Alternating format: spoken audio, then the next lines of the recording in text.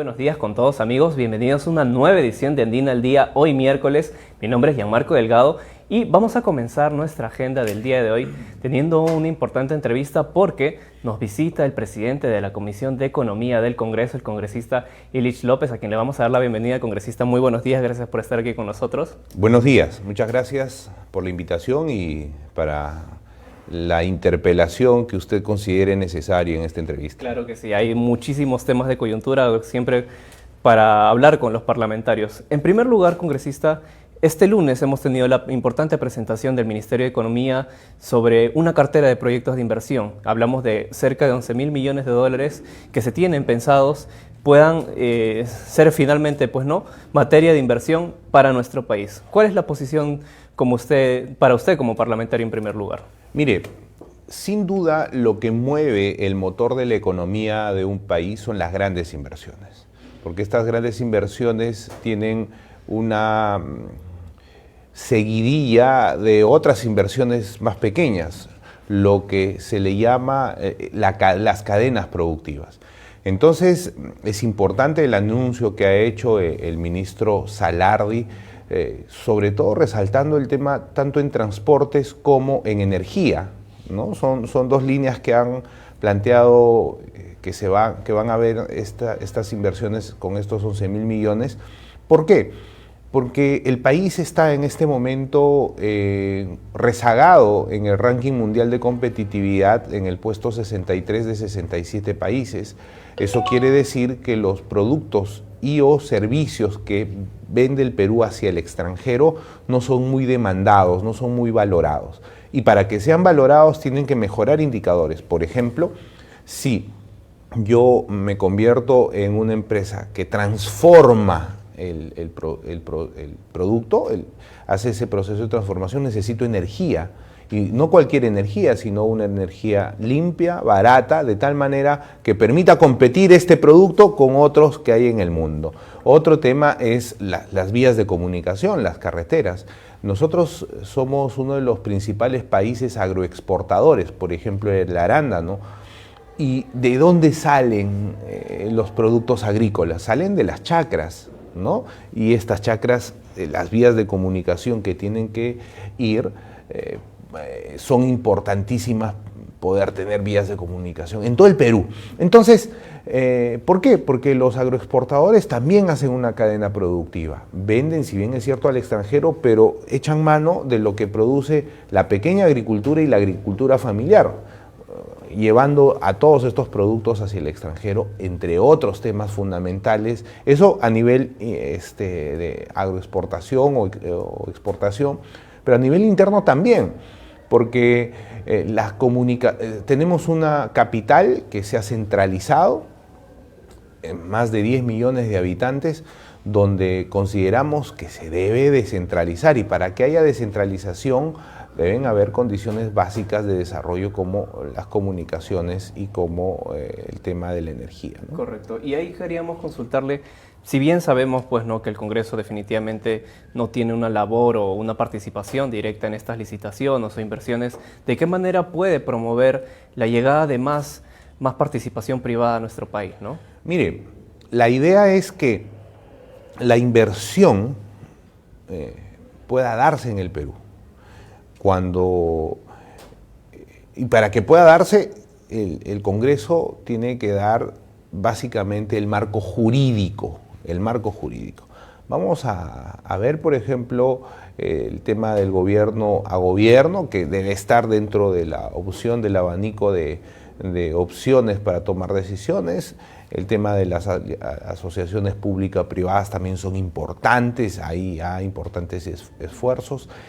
También el tema de las obras por impuestos, ¿no?, que están dando resultados en el país. Entonces, nosotros, ¿qué debemos hacer? Es ir ajustando la normativa para que todas las inversiones que lleguen al país puedan ser eficientes, eficaces, no generen sobrecostos al país y haya un tema de ganar, ¿no?, tanto para el país como para los privados que intervengan y todos los stakeholders que tengan que desarrollarse en este espacio, ¿no? Correcto. Hay otro tema también igual de importante que ha sucedido, tal vez no esta semana, y que no le estamos prestando la debida atención. Definitivamente tenemos nuestra agenda propia, ¿no? Y es que a nivel internacional también se está dando todo el tema de la guerra comercial, la guerra arancelaria. La Comisión de Economía, justamente que usted preside, ha emitido un pronunciamiento al respecto. Quisiéramos que por favor pueda entrar también en detalle de por dónde va este pronunciamiento que ustedes han dado, ¿no? Sí. Mire, el presidente Donald Trump ha puesto aranceles a distintos países, ¿no? Ha puesto topes arancelarios a distintos países. ¿Qué supone eso? Supone golpear la competitividad para que los productos estadounidenses puedan ser al mismo precio o incentivarlos para que se consuman, en perjuicio o, en tal caso, en competencia con los productos que llegan. ¿Qué pasa con el Perú? El 30% de las agroexportaciones que tiene el Perú se va hacia Estados Unidos. El 30%. Eso quiere decir que las paltas, los espárragos, los limones Tahití que salen de Piura, se van a Estados Unidos. Entonces, si esa misma situación pasa con el Perú, o sea, que si el presidente Trump, el gobierno de Estados Unidos, le pone aranceles a los productos peruanos, ¿qué va a pasar? Vamos a disminuir la competitividad. Y eso va a golpear a las empresas agroexportadoras y lógicamente a los trabajadores y también a las cadenas productivas, porque estas empresas agroexportadoras no solo trabajan ellas, trabajan con los medianos agricultores, con los pequeños agricultores. Entonces, ante este riesgo, ¿no? Claro, la duda está en que no se sabe si al Perú le va a poner o no, pero yo considero que como Estado nos debemos poner en la peor posición. Ante el riesgo de que el gobierno de Estados Unidos ponga aranceles a los productos peruanos, ¿qué hacemos nosotros por proteger a nuestros productos? Debemos hacer algo con los incentivos. Por eso es importante que esta nueva ley agraria que está en el Congreso de la República se pueda impulsar, ¿no? Hay mucha crítica que dice, para los grandes exportadores se les genera beneficios. Sin embargo, también se está exigiendo que los que van a ser beneficiarios de estos incentivos puedan generar transferencia tecnológica, que lo tendría que hacer el Estado a través de las universidades, pero que no están cumpliendo el rol que deben cumplir en este momento. Segundo, que fortalezcan la cadena productiva, porque si es que no mejoran las condiciones de los pequeños agricultores, los medianos agricultores y los agricultores familiares, no va a haber una equidad en el crecimiento económico. Van a crecer algunos pocos y otros van a seguir en la misma situación. Y la transferencia tecnológica también para que esos pequeños agricultores puedan tener la capacidad de vender también al extranjero, de vender al mercado peruano, y ese tema yo considero que es fundamental. Entonces, yo creo que el Ministerio de Agricultura debe pronunciarse al respecto. Nosotros ya lo hicimos desde la Comisión de Economía. Yo creo que el ministro de Economía debe pronunciarse al respecto. Es más, el día viernes vamos a estar en una sesión específica para la presentación del ministro de Economía en la Comisión, en el Congreso de la República, ¿no? ¿Y cuáles van a ser algunos de los temas que se conversen con él? Ya hemos tenido su participación ayer en la Comisión de Presupuesto, pero bueno, fue básicamente para hacer también una especie de balance, ¿no?, de algunos temas. Mire, el primer punto, y es la crítica que nosotros hemos llevado, no solamente a este ministerio, a esta gestión, sino es la crítica profunda a las anteriores gestiones.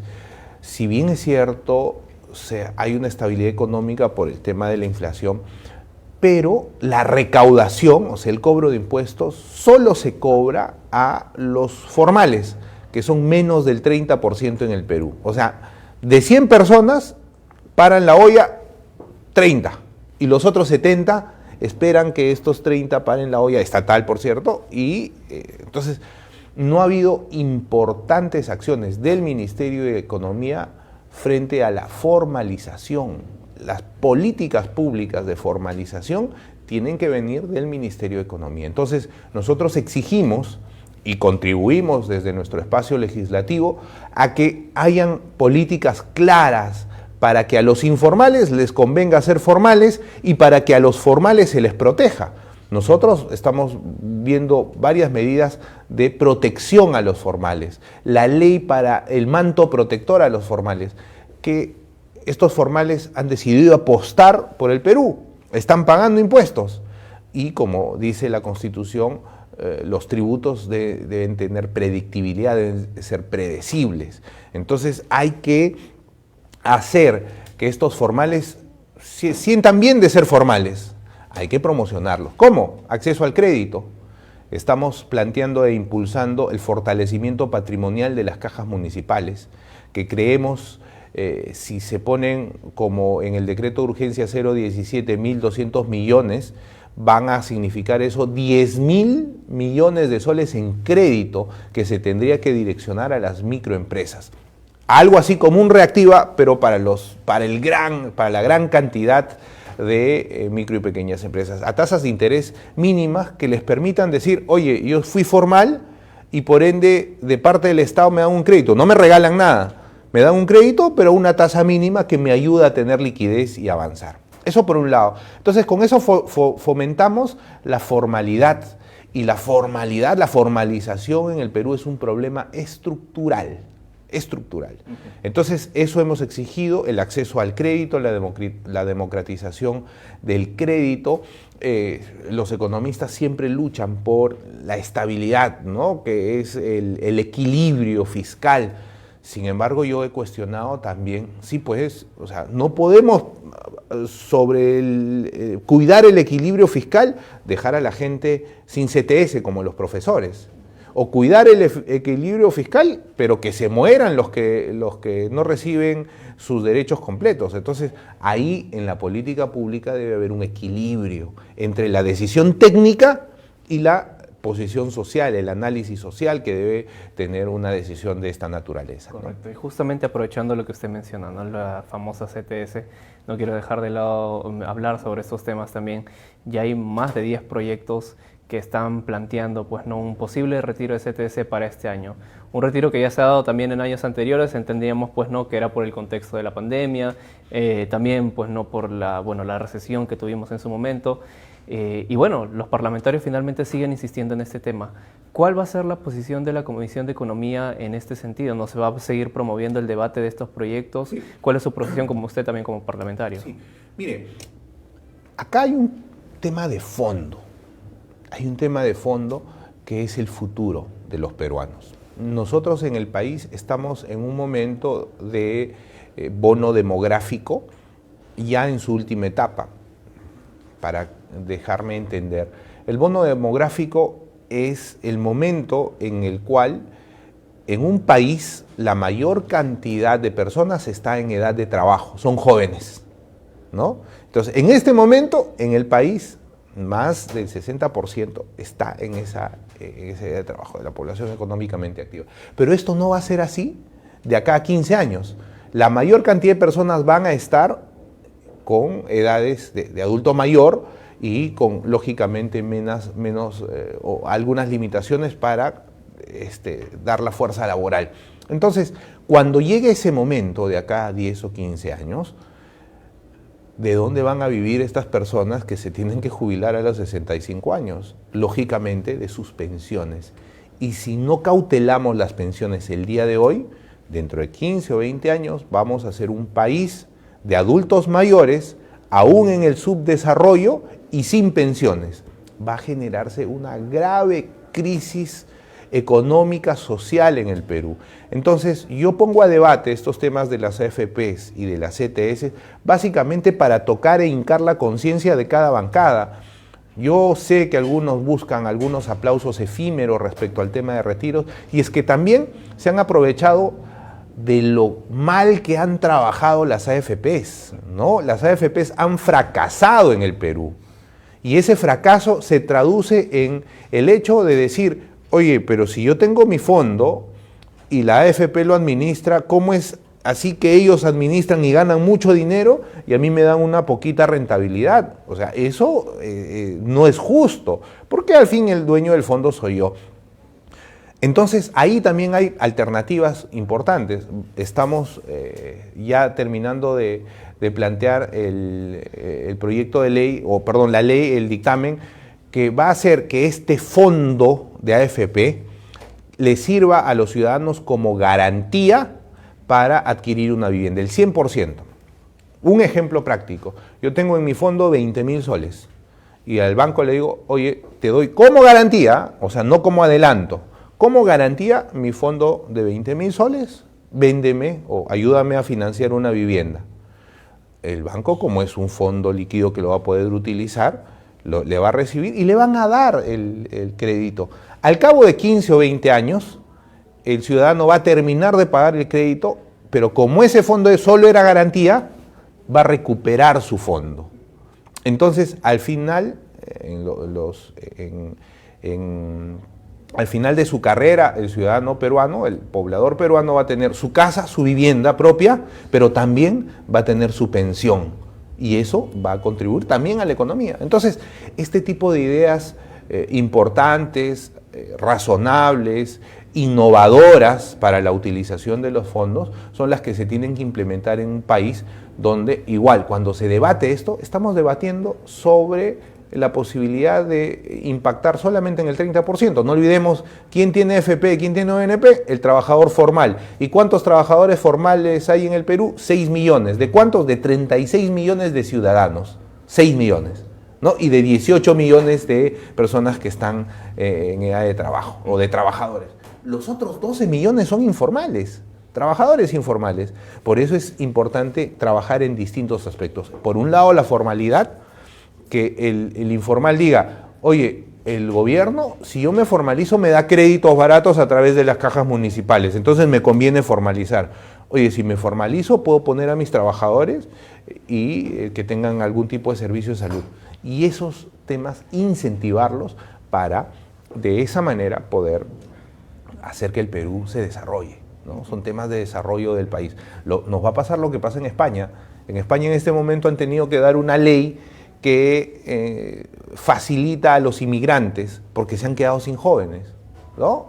Entonces, ahí está el largo trabajo.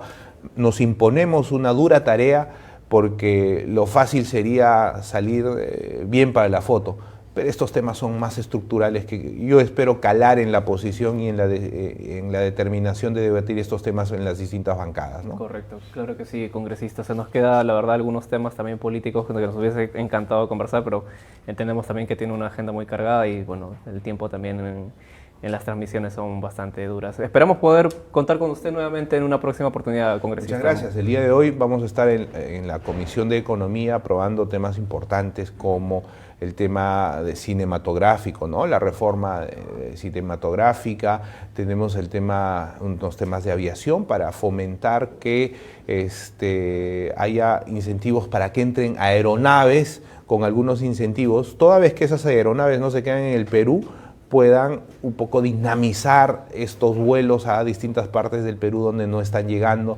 Tenemos el tema para que las municipalidades puedan habilitarles un mecanismo legal para que puedan construir terrapuertos cuando no haya inversión privada y varios temas interesantes. Claro, que no son mediáticos, pero que son importantes para el país. Claro que sí. Bien, congresista, le deseamos muchos éxitos en su gestión y esperamos volver a verlo nuevamente. Muchas gracias, que tenga buen miércoles. Que tenga buenos días. Bien, amigos, entonces ha estado el presidente de la Comisión de Economía, el congresista Illich López. Vamos a hacer una pausa hasta aquí, pero ya volvemos con más información en Andina al Día.